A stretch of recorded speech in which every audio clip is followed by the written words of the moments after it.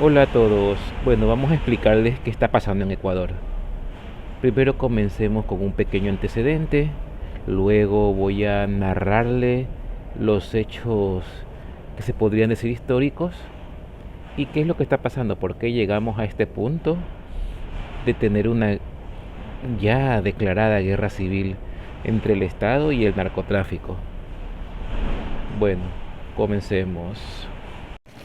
Bueno, si ustedes son de habla hispana sabrán dónde está Ecuador y de qué país se trata. Es un país pequeño en Sudamérica y yo lo considero el país más hermoso de todo el planeta Tierra.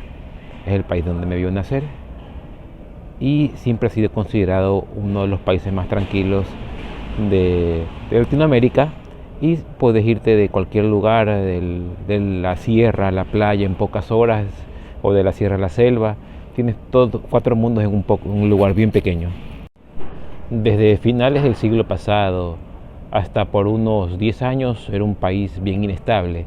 Habían tres presidentes que fueron sacados del poder en medio de revueltas populares, hasta que llegó más o menos en el 2006-2007 un presidente que se llamaba Rafael Correa, que él era de la línea del socialismo del siglo XXI.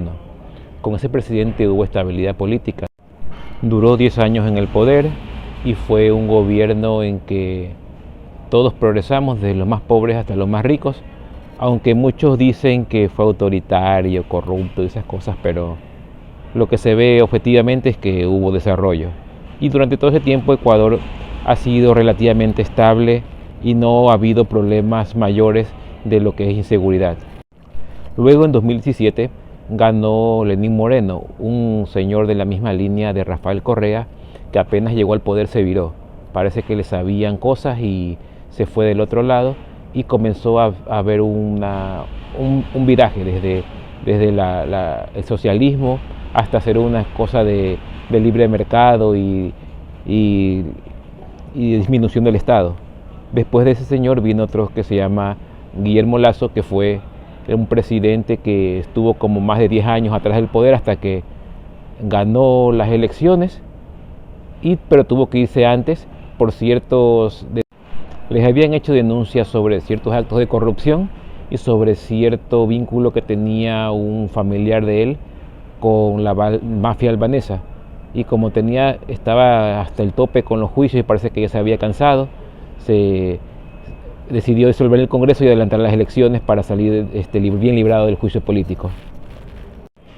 Guillermo Lasso era banquero, dueño del segundo banco más grande del Ecuador, y en ese tiempo los bancos tuvieron ganancias extraordinarias, y luego de eso vino Daniel Noboa, que es hijo de la persona más rica de Ecuador, de Álvaro Noboa, que tuvo como 5 veces candidato a la presidencia pero nunca llegó, pero el hijo llegó a la presidencia en las elecciones anticipadas.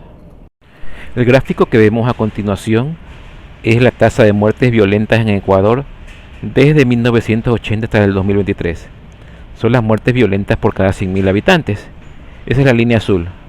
Si te fijan bien, en los 80 hubo un gobierno que era represor, que era el de León Febres Cordero, que habían hecho escuadrones volantes, que eran policías que salían a patrullar la calle y daban bala a diestra y siniestra a las personas que se encontraban ahí.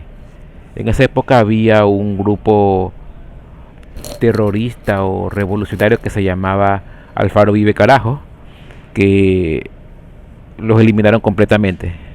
Más tarde, más o menos en el 99, hubo un convenio para traer una base militar de Estados Unidos acá a Ecuador, en el puerto de Manta.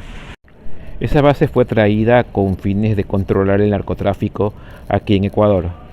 Si se fijan bien, las tasas de homicidios como que aumentaron y se mantuvieron ahí más o menos por 17 por cada 100.000 habitantes.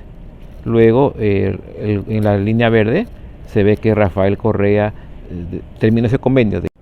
Luego de eso, si se ve la línea azul, la tasa de homicidios comenzó a bajar lentamente hasta llegar a 5.8 por cada 100.000 habitantes en el año 2017, en que Correa deja el poder.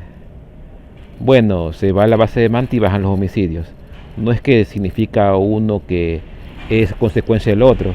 Parece que hubo muchas políticas de Estado para poder hacer que la gente tenga mejores condiciones de vida y que se disminuya la violencia dentro del país. Luego de eso, se mantiene la tasa de homicidios y comienza a aumentar desde el 2019 de 2020 y hasta llegar ahorita a casi 40 por cada 100.000 habitantes en el 2024, según los datos que se han puesto.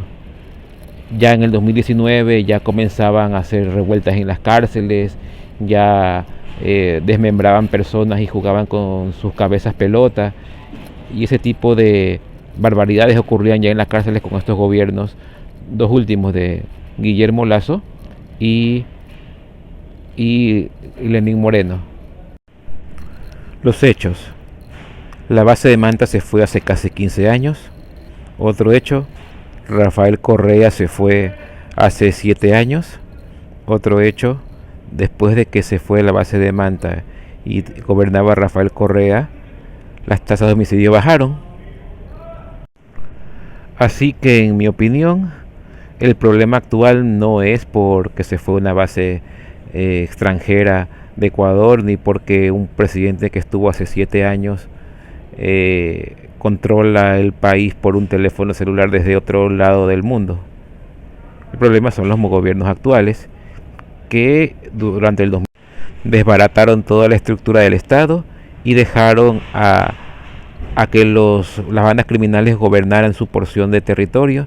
Incluso las cárceles eran gobernadas por ellos.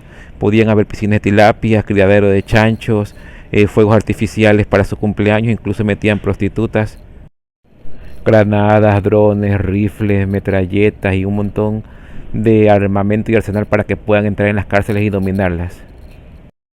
Así que hay que ver qué pasa con el nuevo presidente Daniel Noboa, que es de la misma línea de los otros dos anteriores. Ojalá que mejore todo eso para el bien de América y del país.